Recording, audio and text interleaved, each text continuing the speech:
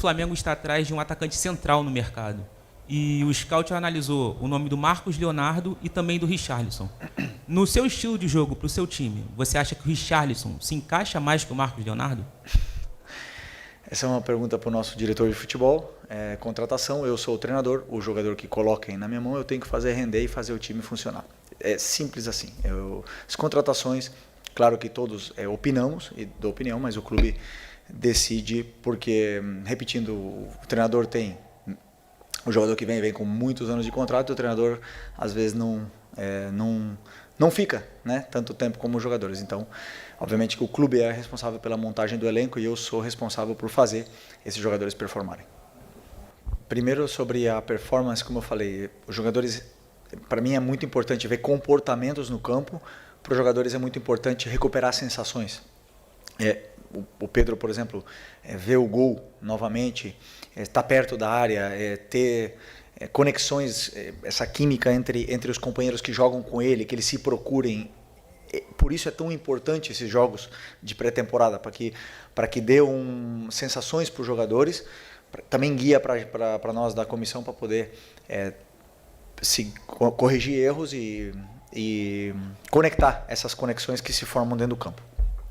Sobre o jogo do Botafogo ainda falta vitória, mas sem nenhuma dúvida que estamos diante de um Botafogo totalmente já em crescimento, com o David Ancelotti ano passado, que acabou muito bem, e com o Anselmi agora, que todo mundo sabe do grande treinador que ele é e do trabalho que ele fez nos clubes que ele passou, e dá para ver como o Botafogo está jogando de uma forma muito bonita de se ver.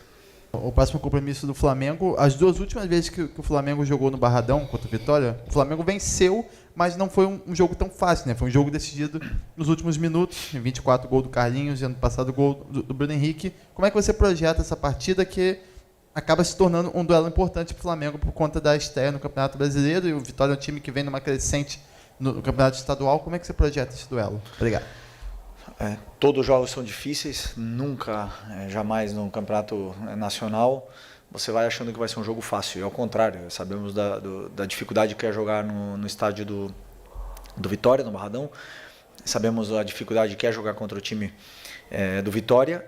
E a partir de amanhã começarei a estudar com tranquilidade o Vitória, até para preparar o melhor possível o jogo da terça-feira, que é muito importante para que a gente volte a vencer ou vença no Campeonato Brasileiro. Eu queria te perguntar sobre o Paquetá hoje, porque a gente viu ele jogando numa função diferente no primeiro tempo, segundo volante, e participando foi muito bem na nossa visão, na atuação no modo geral, mas principalmente no primeiro tempo. Queria te perguntar qual foi a sensação que você teve dele atuando nessa função, e até porque você perdeu o Jorginho, né? Possivelmente o Jorginho não vai estar disponível nem na Recopa, se o Paquetá pode ser uma opção para você nessa função, pensando na Recopa. E se você pudesse explicar também a questão do Plata, que ele saiu no intervalo, estava com uma bolsa de gelo na coxa.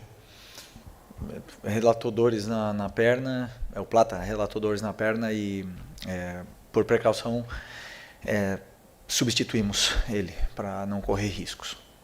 Sobre o Paquetá, é um jogador que pode jogar em todas as posições do meio campo, é um jogador que tem muita qualidade, vem pegando o ritmo, melhorando dentro do que são as características dele, e principalmente se entendendo com os companheiros. É um jogador ainda que está com essa carga emocional muito grande, então para mim era muito importante que ele recuperasse a sensação com a bola, principalmente, porque é tudo diferente. A grama aqui no Brasil, se você perguntar para ele vai falar, é uma adaptação enorme, porque a grama faz muita diferença num jogo de um cara que vem de uma liga que tem o melhor gramado do mundo. Então todo esse tipo de detalhe para mim era importante, que ele voltasse a se conectar e recuperasse essas sensações positivas com a bola, e que ele normalize estar jogando no clube do coração dele, porque, claro, como eu falei, vem com uma carga emocional grande, quer demonstrar tanto que acaba jogando até acelerado, e eu quero que ele tenha toda a tranquilidade, que a gente conhece o futebol dele, que é um craque, e que nos vai dar vai ajudar muito o Flamengo. Felipe aqui, Júlio Miguel Neto, rubro-negro TV Desflá. Felipe, hoje deu para perceber uma alternância bastante de posição ali, um revezamento entre o Carrascal e o Lino pelo lado esquerdo, né? Às vezes até o Lino trocando de posição com o Carrascal e vindo mais por dentro. quase num 4-1-4-1. Eu queria perguntar para você que quando você chega em 2024 e conquista a Copa do Brasil, era uma novidade para muitos do futebol brasileiro. E hoje o Flamengo é uma realidade. Atual campeão de tudo, claro, perdeu a Supercopa do Brasil. Mas eu queria perguntar para você, passa pela sua cabeça um pouco mais de alternância tática?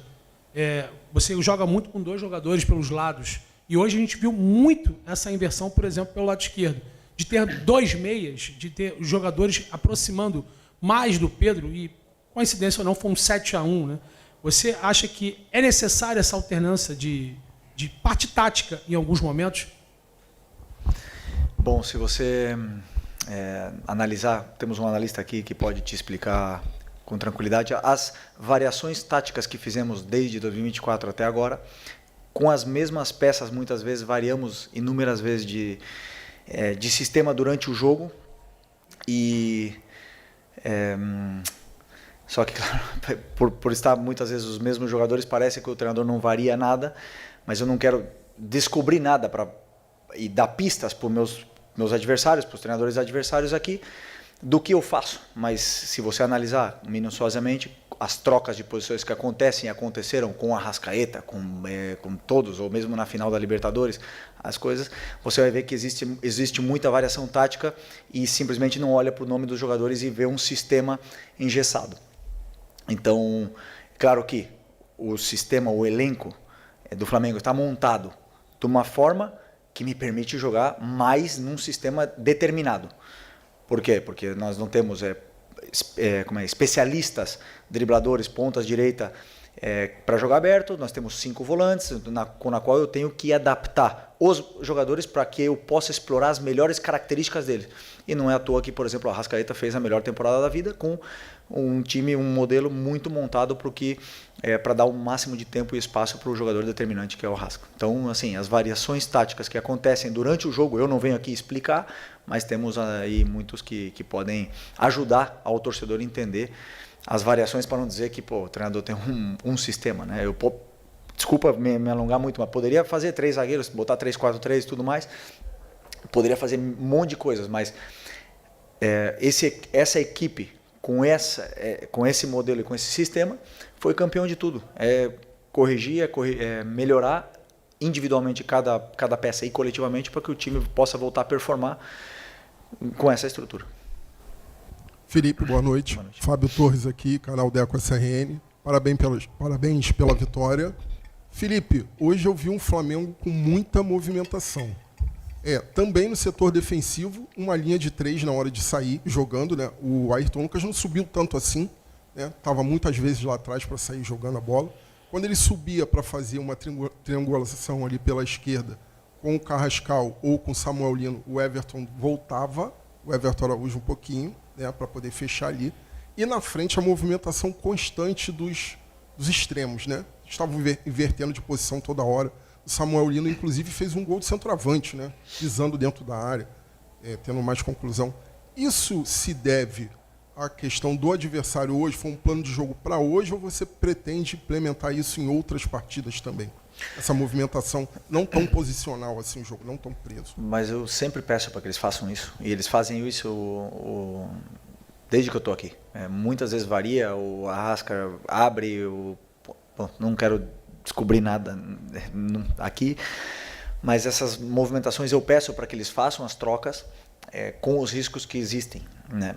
E isso, cada adversário tem formas de marcar diferente e que algumas facilitam, claro, vocês podem ver hoje porque a gente ficou muito mais com bola, os jogadores encontravam mais espaços para poder se movimentar, e tem adversários, por exemplo, como o Corinthians, que individualizou a marcação e o único espaço está nas costas da defesa e não te deixam jogar e não te deixam nem variar porque eles perseguem. Então isso depende muito do jogo e do adversário, mas os jogadores eles têm, não digo liberdade, mas têm permitido essa troca de posições. Obrigado, Felipe. Obrigado. Boa noite, pessoal.